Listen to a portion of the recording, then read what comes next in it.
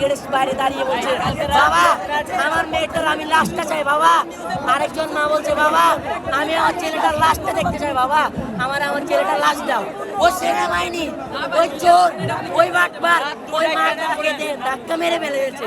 একজন মা বুঝে একটা ছেলেকে একটা মেয়েকে গর্ভধান করে বড় করতে কতটা কষ্ট একজন মা বুঝে। এই সেনাবাহিনী, এই জামার পুলিশ তা বুঝবে না।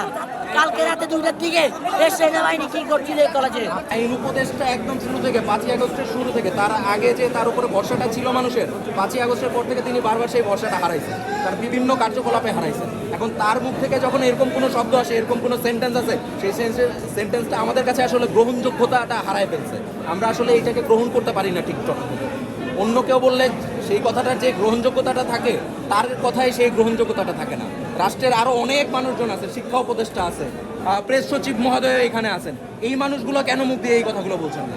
কেন আইন উপদেষ্টা যিনি বিতর্কিত তার মুখ দিয়ে এই কথাগুলো বলা হচ্ছে? আপনি বুঝতে পারতেছেন এইগুলো তো সবাই কোমলমতির শিক্ষার্থী, আমরা এখন অ্যালুমনাইরাও যুক্ত হয়েছি। আমাদের দাবি দাও তো মানে খুব বেশি না, আমরা এখানে মানে একীভূত হয়েছি কেন? একীভূত কেন হয়েছে? আমরা জাস্ট তথ্যগুলো জানতে চাচ্ছি। তো এই জিনিসটা কি খুব বেশি চাওয়া? এইটাই আসলে প্রশ্ন। প্রায় 30-এর উপরে সকালে দেখছি আর কি। 30-এর উপরে কি মিসিং, যাদেরকে খুঁজে পাওয়া যাচ্ছে না? খোঁজ নাই, কোনো খোঁজ নাই। না না, মিসিং না, তারা কি? মিসিং একটা পেয়েছি, একটা মিসিং পেয়েছি, সে নামটা যেটা, কিন্তু বাকিগুলো সব পাওয়া গেছে, আইডেন্টিফাই করা গেছে। আইডেন্টিফাই তো